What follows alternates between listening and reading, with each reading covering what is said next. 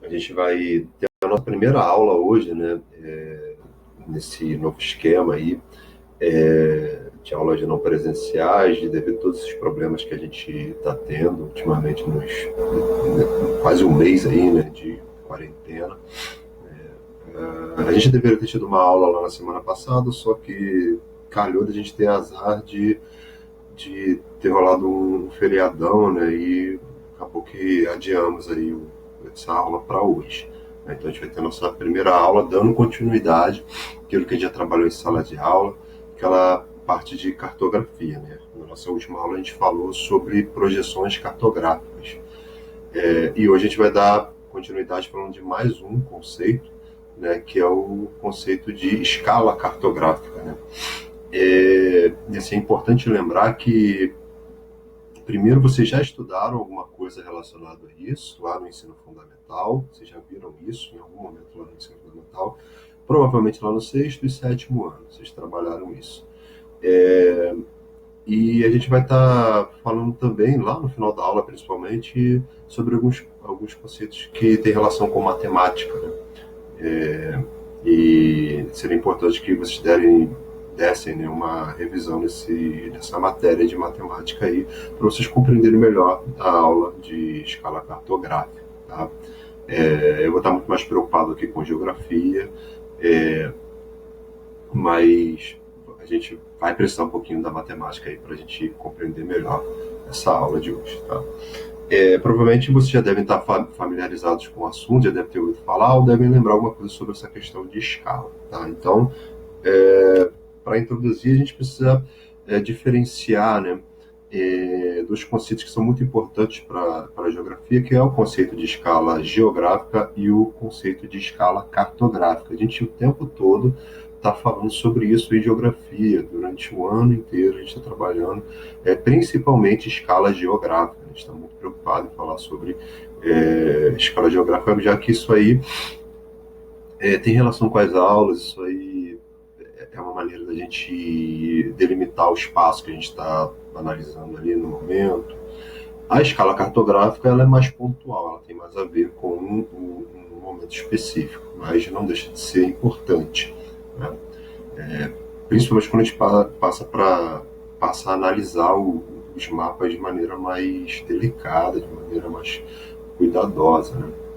É importante entender como que funciona essa escala cartográfica, tá? Mas só para a gente relembrar, né? Escala geográfica, como eu disse, a gente está falando o tempo todo nas aulas, né? A gente está falando aí de um recorte espacial, né?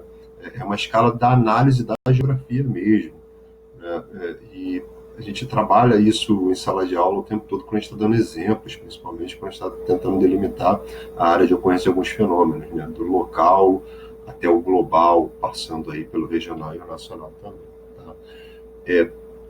Então, a gente, quando vai analisar um determinado fenômeno que tem a ver com o nosso município, a gente está muito mais preocupado com a escala local, né? Quando a gente passa a falar sobre um tema como industrialização, a gente fala muito, passa para análise regional e também para nacional, ou a gente passa a tratar também alguns fenômenos naturais e humanos também, como utilizando aí a escala global, né?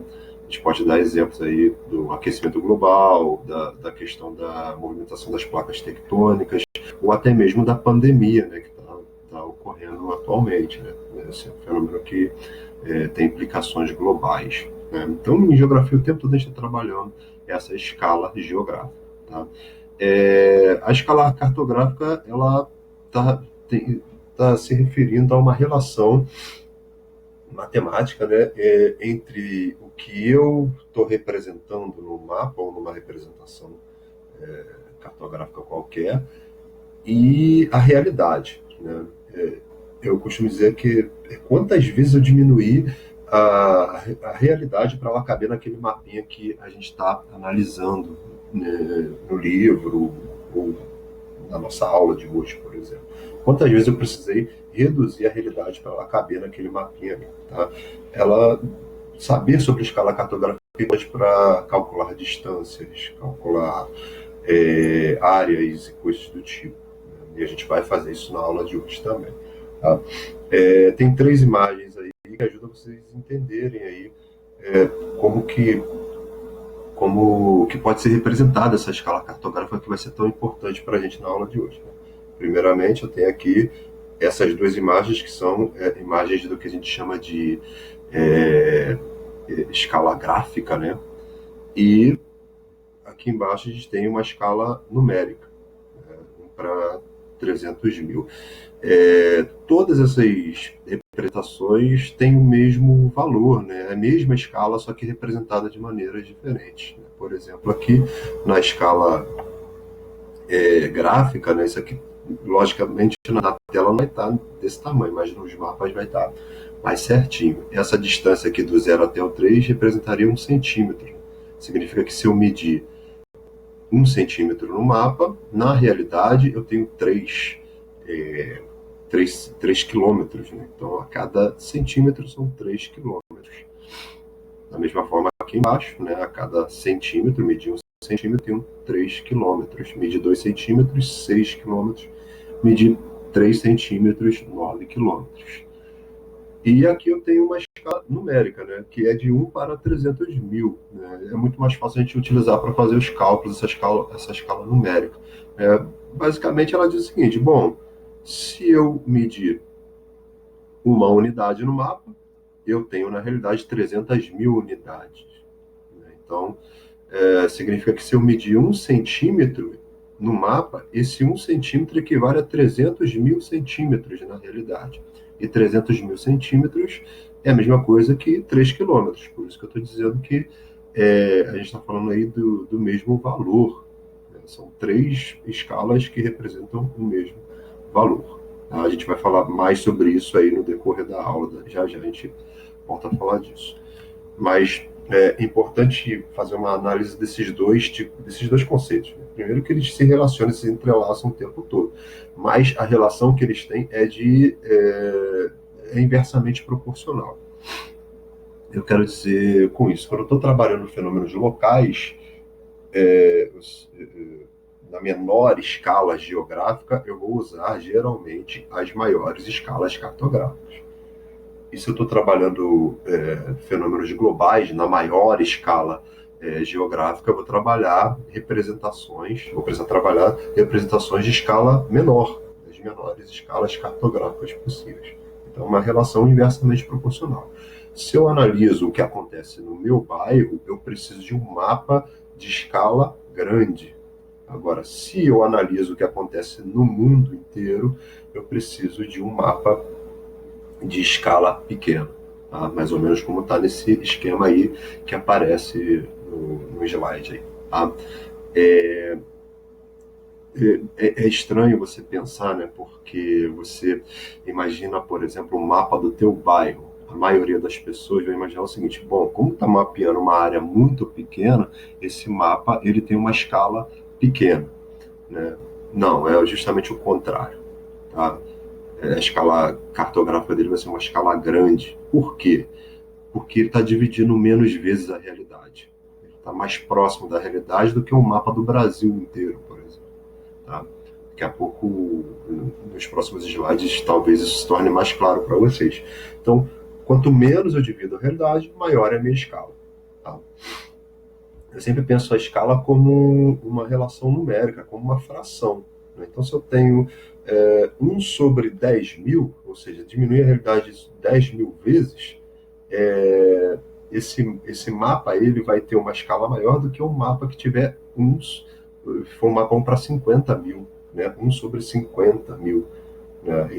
O de 1 para 10 mil diminuiu menos vezes do que o de 1 para 50 mil. Tá? Por isso, quanto menor esse denominador, maior é a escala. Tá?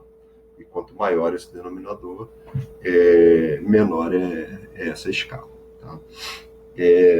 Isso se torna mais compreensível quando você analisa os tipos de representações que a gente tem.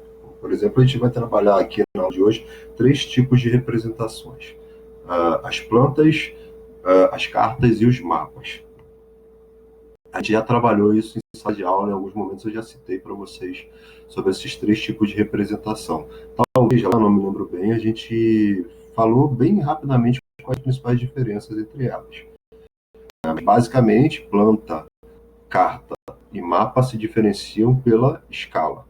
Tá? Por exemplo, a gente pode observar aí uma planta, né? Essa planta é de um cruzamento lá em São Paulo, da Avenida Brigadeiro Faria Lima com a Avenida Rebouças. Né? Eu consigo ver o nome das ruas, eu consigo, por exemplo, observar alguns. Parece que tem um parque, aliás, uma praça aqui mais para baixo. Né? Eu consigo perceber detalhes que eu não conseguiria ver no mapa, por exemplo. Mas eu consigo ver nessa planta. Ou seja, eu tenho um maior nível de detalhamento. Né? Por quê? Porque eu estou representando uma área pequena, uma área relativamente pequena. E quando isso acontece, a gente fala de uma representação de escala grande. Eu dividi poucas vezes a realidade, eu diminui poucas vezes a realidade para ela caber nessa representaçãozinha aí que a gente está observando. Tá? Isso é uma planta. A planta geralmente é utilizada na área da construção civil, por arquitetos e engenheiros, ou na área de gerenciamento urbano de diferentes formas. Trânsito, por exemplo, a prefeitura de uma cidade preocupada com o trânsito vai estar se debruçando aí com plantas. Ou então, simplesmente, quando você abre ali o aplicativo esses aplicativos de transporte, né, de carro de aplicativo, quando você observa aquela imagem do mapinha, do mapa do carro circulando ali, você está observando uma planta, provavelmente. Né? Um mapa de escala grande, representando uma área pequena que tem um nível de detalhamento bem legal. Tá? Isso é uma planta. A carta ela vai aparecer como um tipo de representação intermediária. É muito raro a gente observar cartas. Né? Quem trabalha com carta são atividades bem específicas, como, por exemplo, o cara que trabalha com cartas topográficas, seja no estudo de rios, de encostas, o cara que trabalha com navegação, de certa forma, está mais em contato com as cartas do que a gente. Na maioria das vezes, quando a gente está observando representações gráficas, ou a gente vê mapas ou plantas. Cartas é muito raro de se ver. Tá? Ela vai ter uma escala de média a grande, né? Ou seja, vai ter um nível de detalhamento ali, vamos dizer, intermediário entre uma planta e um mapa. Né? Ela permite a definição assim mais precisa de distâncias, direções, localizações e áreas. Tem vários elementos nessa imagem que você pode observar aí, que uma pessoa que tem olho treinado, um técnico da área, ele vai conseguir identificar com facilidade. Para nós é mais difícil, porque a gente não está acostumado, não está habituado com esse tipo de representação. Mas quem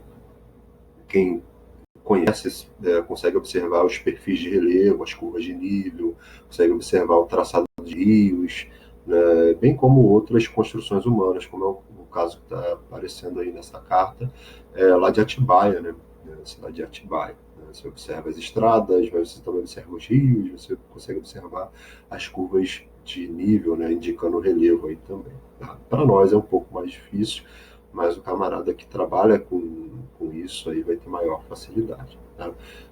Normalmente isso é dividido em folhas, né? A gente tem, vamos dizer assim, todo um processo de divisão aí que permite a localização de cada uma dessas cartas. É bem complexo de se entender. Tá? Avançando, a gente tem os mapas. Esses sim, a gente tem a gente o tempo todo está em contato com eles, né?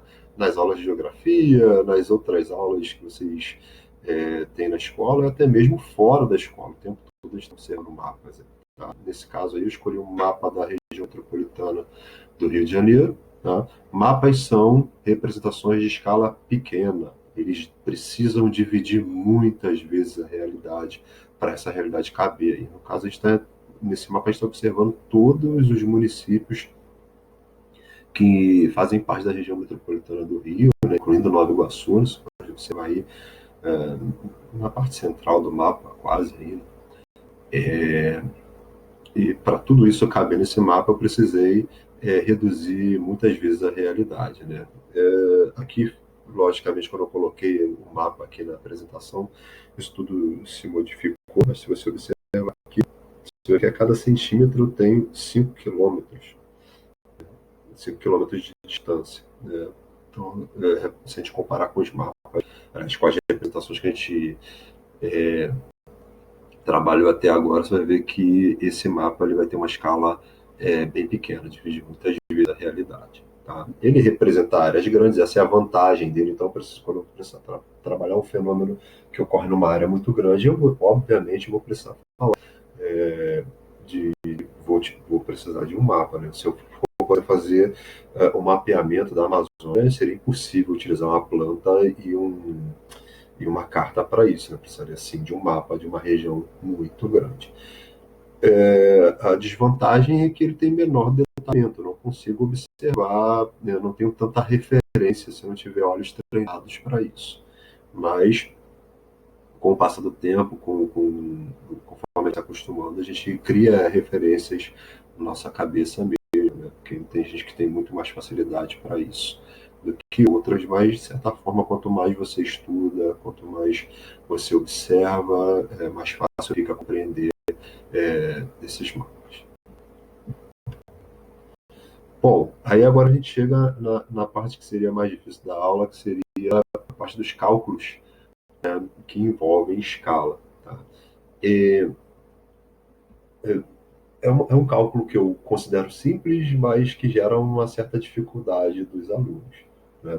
É um cálculo que envolve uma relação matemática que vocês aprenderam lá no ensino fundamental, que é razão e proporção, né? A famosa regrinha de 3.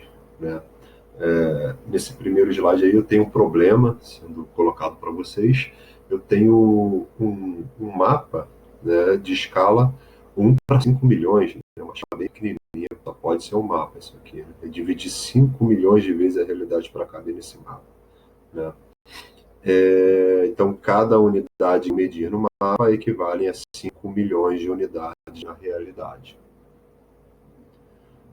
Beleza, eu tenho esse mapa dessa escala aqui e eu medi a distância entre dois lugares. Né? Eu peguei uma régua, coloquei lá em cima do mapa e eu calculei ali 2,5 centímetros nesse mapinha. Né? Eu tinha uma régua ali. Como que eu descubro quanto equivale esses 2,5 centímetros na realidade? Né? Se você observar aí em outros livros, eles vão entrar por fórmulas, mas eu considero perda de tempo trabalhar com fórmulas se a gente já aprendeu razão e proporção. Então, vamos aproveitar isso lá da matemática. Né? Precisamos montar desse jeito aqui. Tá? Na primeira parte, eu vou repetir a escala aqui em cima. Ó. Não é aqui, né? 1 para 5 milhões. Então, vou botar aqui 1 para 5 milhões. Né? Na parte de baixo, eu vou botar aqui 2,5 centímetros que eu medi, que é a distância que está no mapa, equivalem a x, já que eu não sei qual é esse valor. Não é isso? Então, desse lado aqui eu tenho as distâncias representadas no mapa, e aqui eu tenho as distâncias na realidade. Beleza? Vou multiplicar cruzado. Né? Vai ficar 1 vezes x, que vai dar x aqui, e 2 milhões e meio vezes 5 mil, perdão, 2,5 centímetros vezes 5 milhões. Opa, avancei aqui. Vou ficar montando aqui. Né? Se um estava aqui, o cara voa para baixo dividindo. Né? Dividindo por 1, não vai ter diferença nenhuma.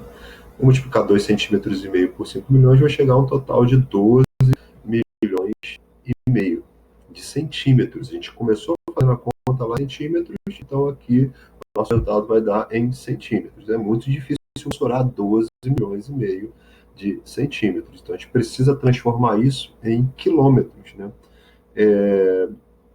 Para transformar de centímetro para quilômetro, eu tenho que andar com a vírgula 5 casas para a esquerda, que no nosso caso aqui significa contar 5 zerinhos aqui. Cortando 5 zerinhos, eu vou chegar a um valor de 125 quilômetros, né, que seria a distância. Ou seja, aqueles 2,5 centímetros ali, nesse mapinha de escala 1:5 milhões, equivalem a 125 quilômetros. Beleza? Esse é o modo mais simples que a gente tem, né, no qual você mede e quer saber a distância real, mas é possível aparecer outros questionamentos aí. Tá? Por exemplo, tem um segundo exemplo aqui, um mapa aí de mesma escala, ó, 1:5 milhões, mesma escala do cálculo anterior. Só que ele inverte a situação, né? Ele te diz o seguinte, ó, a distância entre dois lugares é de 210 quilômetros, a gente sabe que é 210 quilômetros. Né? E quer saber, pô, se eu for medir lá no mapa, qual vai ser a distância que eu vou encontrar? Quantos centímetros eu vou encontrar ali naquele mapa ali, entre esses dois lugares? Né? Embora seja uma pergunta diferente, o procedimento é bem parecido. Né? Você vai ver que a primeira coisa que tem que fazer é pegar esses 210 quilômetros e transformar em centímetros. Eu não posso trabalhar, né? Vocês já devem ter aprendido isso em matemática. Eu não posso trabalhar nas mesmas questões, unidades de medida diferentes. Né? Então a gente precisa fazer uma adaptação aí. Esses 210 quilômetros eu preciso transformar em centímetros. Né? Aqui, como eu faço isso? Lembra que para passar de centímetro para quilômetro tirei 5 zeros? Eu vou fazer o contrário agora. Para passar de quilômetro para centímetro, eu vou adicionar 5 zeros, que vai me dar um valor de 21 milhões de centímetros. Esses 210 quilômetros equivalem a 21 milhões de centímetros. Então, vou arrumar a questão, do mesmo jeito que eu faço. 1 centímetro, perdão, vou repetir aqui a escala, né? 1:5 milhões, a mudança vai ser aqui embaixo. Não tenho a distância medida no mapa, então vou botar o X aqui, vou botar os 21 milhões, que equivale à distância real, a distância que eu calculei, aliás, que eu já sei, né? E vou fazer a conta multiplicando cruzado. Né? Vou chegar ao valor de 5 milhões de X, no qual ele já pegou 5 milhões de X, ele já jogou aqui do outro lado, multiplicando, jogou dividindo, não é isso? E aqui, vou multiplicar uma vez 21 milhões. Vou chegar ao valorzinho de 21 milhões sobre 5 milhões. Né? Vou fazer a conta, dividir 21 milhões por 5 milhões, vai chegar ao valor de 4,2 centímetros. Tá? Para quem é um processo parecido, só que a pergunta foi diferente. Toma cuidado, erro muito dos meus alunos, eles esquecem de passar isso aqui para centímetro. Tá? Eu poderia fazer o contrário, né? Poderia passar esses 5 milhões para quilômetros também. Né? Perdão, é isso, poderia passar para quilômetros, eu teria que tirar 5 zeros, né? E ia fazer o cálculo aqui do mesmo jeito, ia dar 4,2 perfeitamente do mesmo jeito. Tá? E para terminar, a gente tem um outro tipo de cálculo de escala, né? No qual ele está fazendo uma pergunta diferente. Né?